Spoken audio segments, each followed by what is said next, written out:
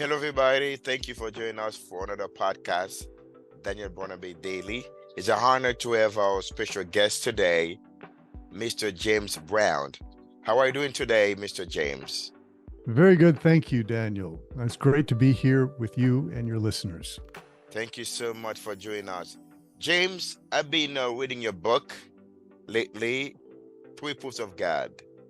And then can you tell more about yourself and what inspired you to write that wonderful book? Welcome. Sure, sure. I grew up like many people, many of your listeners, in a church-going home. Although we weren't terribly deep into the Word, when I left for college to get a technical education, I kind of drifted away into this world of distraction and apathy and being more concerned with my career and such. And that was really not a good thing. I never turned my back on God, but I was just not really there the way I should have been. Later, um, after my child was born, I started having different feelings, and I knew that I should be back in the church, and I'm not sure exactly where that came from, but it certainly came.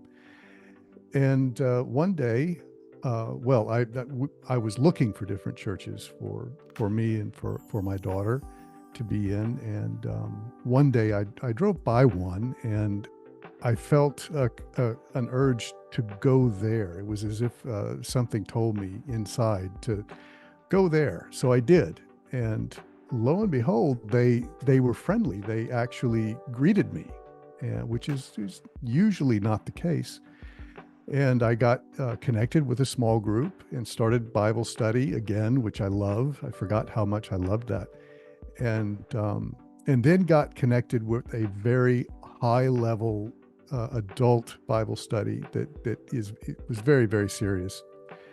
And this was about 10 years ago. I heard a presentation in of a passage in the Bible found in the book of Daniel, Daniel 9, specifically verse 25, where Daniel foretold as it was presented to me, the precise date of Jesus's entry triumphally into Jerusalem, what we call Palm Sunday.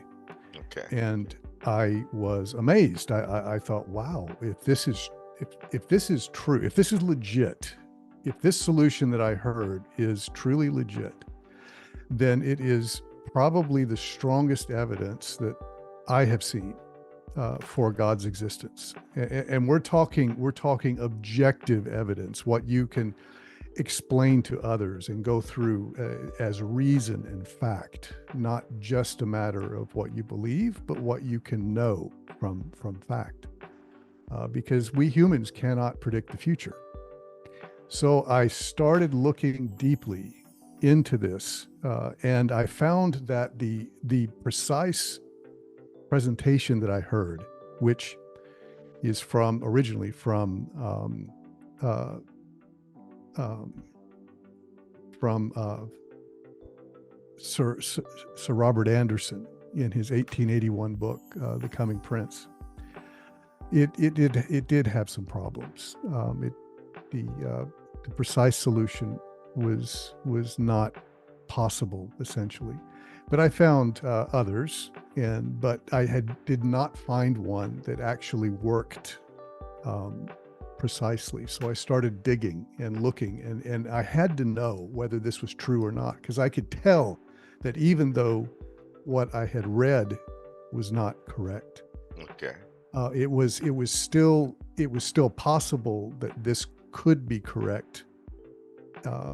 And so I started working on this for years.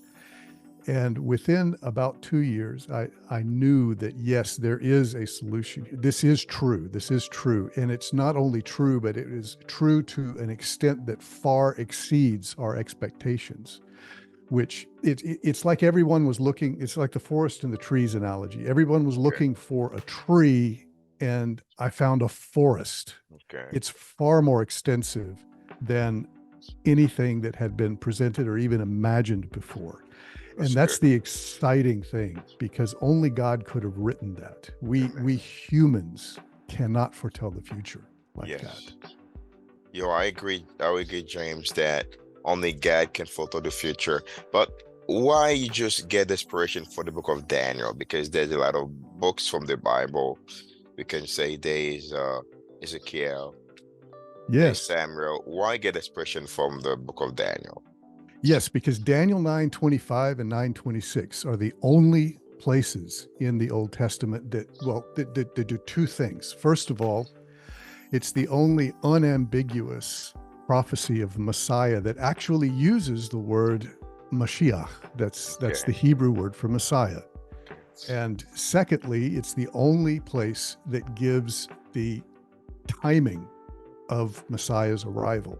And I'm choosing my words here very, very carefully.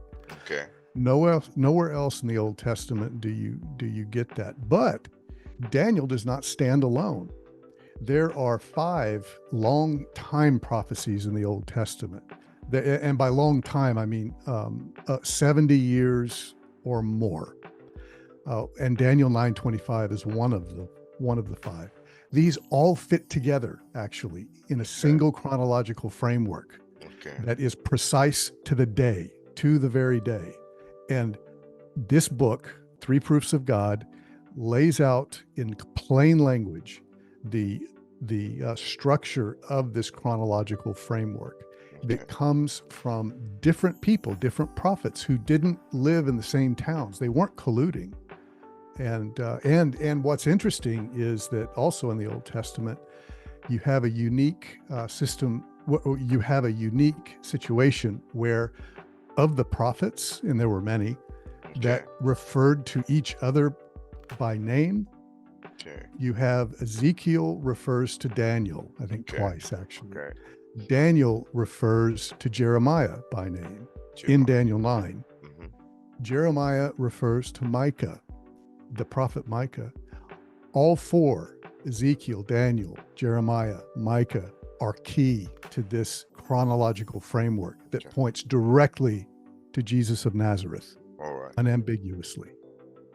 Okay, then thank you for this information that inspire you to get your deep idea from the book of Daniel.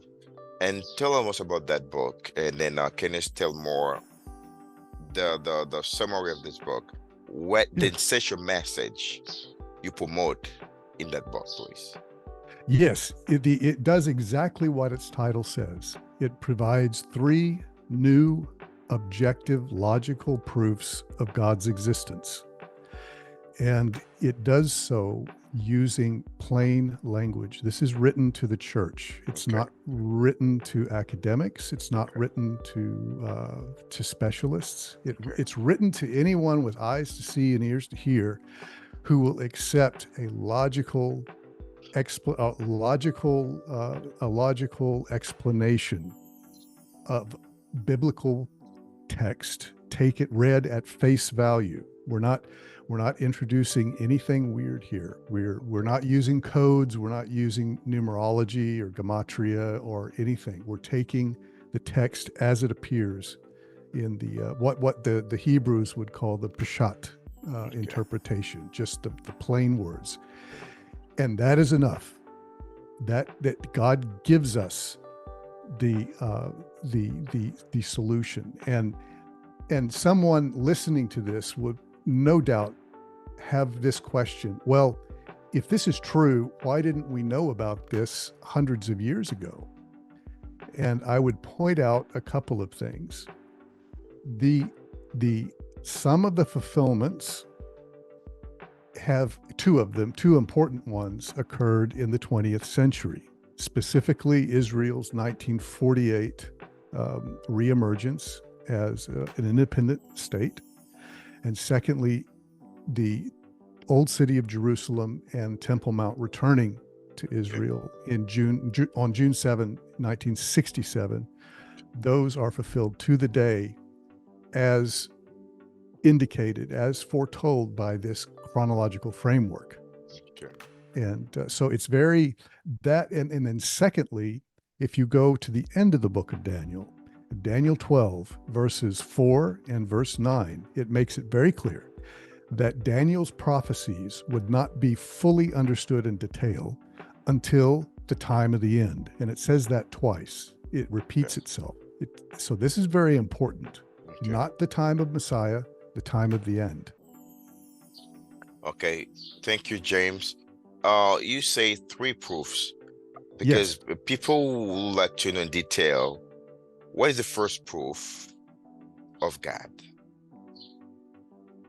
the proofs are built in the body of the book. The first one is the key one, and it is deductive. It is a deductive syllogistic proof. This is the type of logic that Aristotle taught.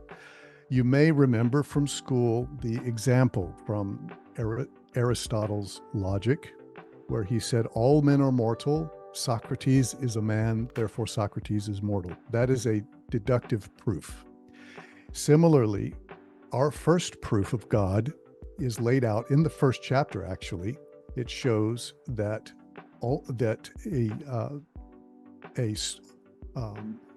a true prediction, as defined, meaning something that is foretold centuries in advance about human action, not like Halley's Comet or eclipses or something, but something you cannot calculate, but something foretold, meaning the timing of Messiah 5 centuries in advance, requires a supernatural entity or breaking the laws of nature, which is supernatural by definition. And that's the first premise. The second premise is that Daniel provides a supernatural, Daniel provides a true prediction. And then the conclusion is that, therefore, a supernatural entity exists. That's the first proof. The greater part of the book unpacks the second premise, and that is Daniel provides a true prediction. That's where we go through many parts of the Bible, and we show that these are indeed fulfilled, precisely fulfilled. And then the second proof and the third proof are, the second one is that this supernatural entity, which we have deduced, is the God of the Bible. It's not some philosopher's God. It's the Abrahamic God of the Bible, whose word we have in the Bible. And the third, and this is a surprise, it comes at a surprise. It's not promised to us, but we find it, and it is also mathematical, is that this supernatural entity is the creator of the universe. And we do that, it's a very strong mathematical signal at the end. You'll see if you read the book. Thank you, James. There's one prophecy that the king of Nebuchadnezzar had a dream where it's a statue, a bronze statue of gold, and then a big rock hit the statue, and then it collapsed. And then that rock represents Jesus. When Nebuchadnezzar explained that dream to, when Daniel explained that dream to Nebuchadnezzar, and then this is the part that I realized the book prophesied the coming of the Messiah Jesus. And then thank you very much for all this information about the three proof of God from the book of Daniel. This is one of my favorite books from the Bible, Prophet Daniel. Not because I named Daniel, but I love it. It should be, shouldn't it? Because Daniel was a wise man. You know, he was a man who dedicated himself to God. And then I love the again man of conviction. And then he decided to offer his life to the service of God. And then yes, he did. He sure did. Exactly.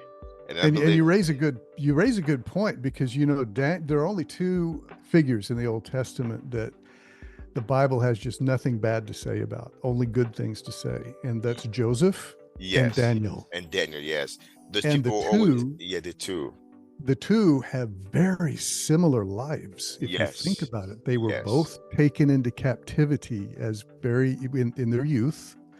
They were both put into servitude in a strange land, stranger in a strange land. Hmm. They were both falsely accused Accused. and condemned, in Daniel's case, condemned to death. Yes. And their fortune turned when both of them, when they interpreted the king's dream. Yes. They have the same gift, the same Yes. potential.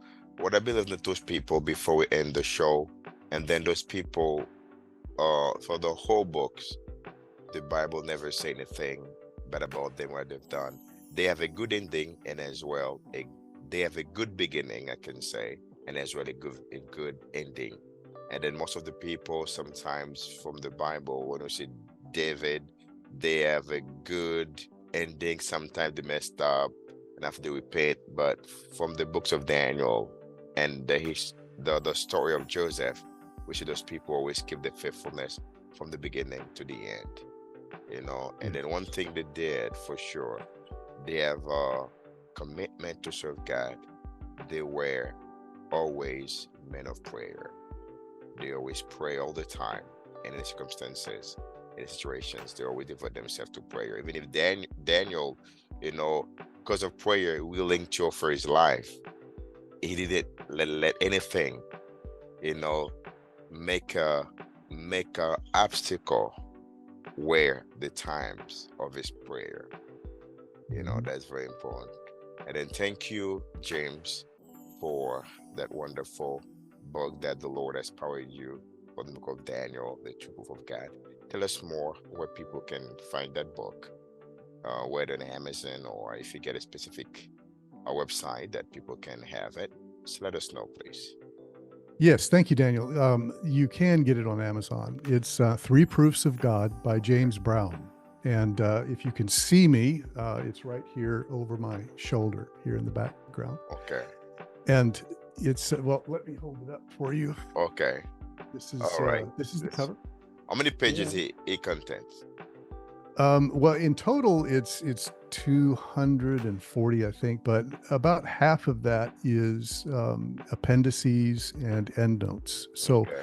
we try to keep the presentation as straightforward and clear as possible. We've taken out all of the academic Okay. language Okay. to make it as readable as possible. And not only that, but the book reads itself to you. I don't know if Okay. you've noticed, but there's a QR code at the top of every chapter heading.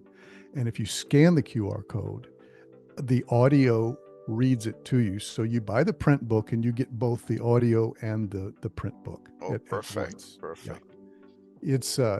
People seem to like that. And if you want to go deep into the details, everything is there in the appendices and the endnotes to back up what is being claimed, because it is an important claim. You can't just say, oh, I have new proof of God, and not be able to show the evidence. You have to show the evidence, and we do. So that should be. And we have a website where you can read for free the first 4 chapters of this book, and that's at threeproofsofgod.com, both spelled out, and number 3proofsofgod.com. And you can read the first 4 chapters for free and see whether this appeals to you. You'll understand the writing style, the depth, the voice. If this seems like a book for you, then you can go and buy it. And if it's not, then you don't have to. So it's you're not out a penny. So Okay. Mr. James Brown, thank you very much for all the information people can find your book. And I thank you very much for allowing me to have one of your copies. Yesterday night I was reading it, and then the chapter about Daniel impacted my life, and I'm going to keep reading it until I finish it. I finish all the book. Thank you so much. You listeners, you can find this book, as James says, on Amazon, and all the information provided to you online. Please buy this book, Three Proofs of God. God love you so much. And then I would like to tell everybody this book will inspire you to understand where God is. God is there everywhere you are. God revealed himself from his word, from the nature, and from your heart, from your conscience. It is important to read that book will inspire your life. Thank you. James, thank you for joining us to our podcast today. And then have a wonderful day. Maybe you can join us again for another podcast interview with Daniel Bernabe Daily Inspirational Quotes. I can say Daniel Bernabe Daily Inspirational Quotes, but I say Daniel Bernabe Daily. I make it short. This is a platform. Thank you, James. Anything else to end? Thank you, Daniel, for having me. It's not often that I get to say thank you, Daniel. Thank I'm you. happy to do that. Yeah. Yes, and it's my pleasure to have you, James Brown. And I like your names like you have an actor names. When because if the boy can say James Bond, but I say no, James Brown. People can Yeah. confuse. You have an actor name, Yes, great I do. name. Yes, I do. Yeah. Yeah. Thank you, man of God. It's an honor to have you, and I very appreciate all the information that you share with us. And it was a wonderful moment to have you. We keep talking, and then God loves everybody that been watching. Thank you, James, for being part of our show today. God bless. Have a Thank you. beautiful day. Thank you, and God bless. Amen.